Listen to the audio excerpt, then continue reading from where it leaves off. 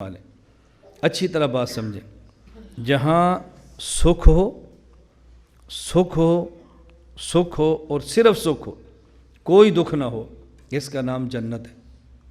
اور جہاں دکھ ہو کوئی سکھ نہ ہو، اس کا نام جہنم ہے۔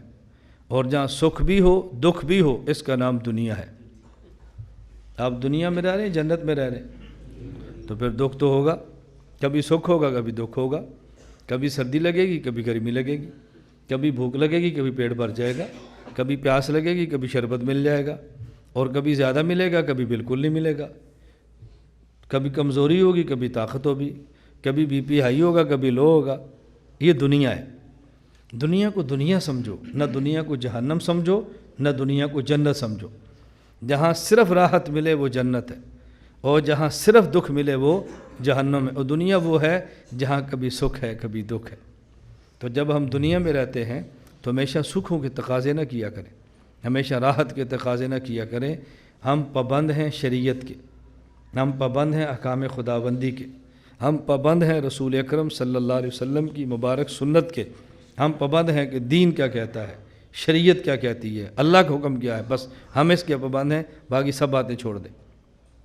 یہ بات اچھی طرح سمجھیں۔ ہاں، اتنی بات میں ضرور کہتا ہوں، اس کو پلے باندھ لو۔ کبھی بات سمجھ نہیں آتی، مرید اور شیخ کی رائے میں اختلاف ہے، شاگرد استاذ کی رائے میں اختلاف ہے، اولاد والد کی رائے میں اختلاف ہے۔ اور والد سے مراد جاہل والد نہیں ہے، عالم سمجھنے والا۔ کیا مطلب؟ ایک حکم شرعی ہے، شاگرد کہتے حکم شرعی ہے، استاذ پورا کیوں نہیں کرتا؟ مرید کہتا ہے شریعت کا حکم ہے، شیخ اس کو توڑ رہا ہے۔ حالانکہ بات یہ نہیں ہوتی۔ بسا اوقات حکم شرعی ایک نہیں ہوتا، دو ہوتے ہیں۔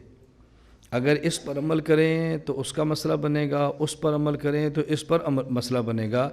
اب شیخ، مرشد، والد اور استاذ یہ سمجھتا ہے کہ میں نے اپنے مرید کو اس حکم پر کب لے کر جانا ہے، استاذ سمجھتا ہے میں نے شاگرد کو کب لے کر جانا ہے، باپ سمجھتا ہے اولاد سے کام میں نے کب کرانا ہے۔ اور اولاد جلد باز ہوتی ہے، مرید جلد باز ہوتا ہے، وہ سمجھتا ہے شیخ کو سمجھ نہیں آ رہی۔ یہ اس وقت بات سمجھ آتی ہے جس عمر کو شیخ پہنچا ہے، اس عمر کو جب یہ پہنچتا ہے نا تو پھر سمجھ آتی ہے کہ استاد جی ٹھیک فرماتے تھے، پیر صاحب ٹھیک کہتے تھے، فلانا ٹھیک کہتا تھا۔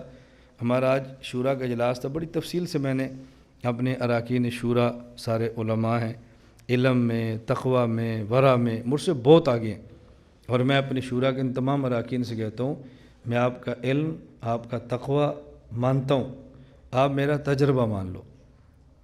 میں تمہارا علم اور تقوی مانتا ہوں، آپ میرا تجربہ مان لو بس۔ میں عمر میں آپ سے بڑا ہوں، مصیبتیں آپ سے زیادہ جھیلی ہیں، مشکلات میں نے زیادہ برداشت کی ہیں، میرے تجربے کو سمجھو۔ اور بس اوقات علم اور مرتبے سے وہ بات سمجھ نہیں آتی جو تجربے سے سمجھ آتی ہے۔ اس پر میں ایک مثال آج کی مجلس میں دے دیتا ہوں، کبھی اس عنوان پر مستقل بیان ہوا تو پھر میں انشاءاللہ دلائل اور مسائل خوب دوں گا۔ ایک مثال یہ میں نے پہلے بھی کئی بار بیان کی ہے۔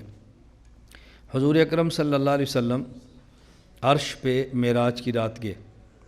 اللہ رب العزت نے اپنے پیغمبر حبیب صلی اللہ علیہ وسلم کو 50 نمازیں عطا فرمائیں۔ رسول اکرم صلی اللہ علیہ وسلم عرش سے نیچے تشریف لائے، حضرت موسیٰ علیہ السلام سے ملاقات ہو گئی۔ کون سے آسمان پر؟ چھٹے آسمان۔ موسیٰ علیہ السلام نے پوچھا یا محمد صلی اللہ علیہ وسلم اللہ پاک سے کیا لائے ہو؟ فرمایا 50 نمازیں۔ موسیٰ علیہ السلام نے کہا میں آپ سے چھوٹا ہوں، میں سمجھانے کے لیے کہہ رہا ہوں نا، علم میرا کم ہے لیکن میرا تجربہ یہ 50 نہیں پڑیں گے، آپ اللہ سے کام کروا لیں۔ رسول اکرم صلی اللہ علیہ وسلم کی درخواست پہ 45 رہ گئی۔ کتنی ہے؟ کہا جی 45۔ فرمایا حضور کچھ کام کروا لیں۔ نبی پاک صلی اللہ علیہ وسلم کی درخواست پر 40 رہ گئی۔ موسیٰ علیہ السلام نے کہا کتنی؟ فرمایا 40 کا کام کروا لیں۔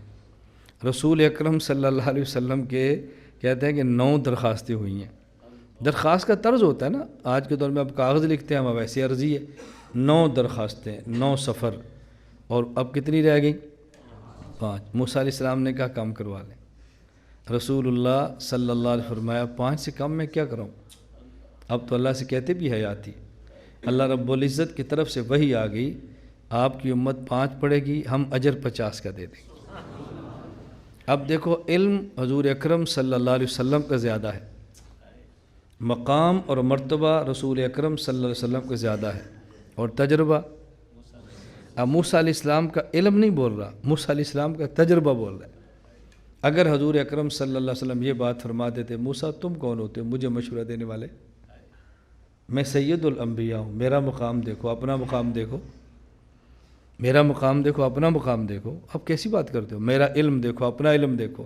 نہیں، نبی کریم صلی اللہ علیہ وسلم نے حضرت موسیٰ کے تجربے پر اعتماد کیا ہے، تو ہم نالائقوں اور کمزوروں کا فائدہ ہو گیا ہے۔ اس لیے تجربہ بہت بڑی چیز ہوتی ہے، یہ بات ہمیں سمجھ نہیں آتی۔ عربی کا ایک مقولہ ہے، طول العمر طول التجارب، لمبی عمر سے لمبے تجربات ہوتے ہیں۔ لا الہ الا اللہ، لا الہ الا اللہ، لا الہ الا اللہ، ما لنا رب سواه۔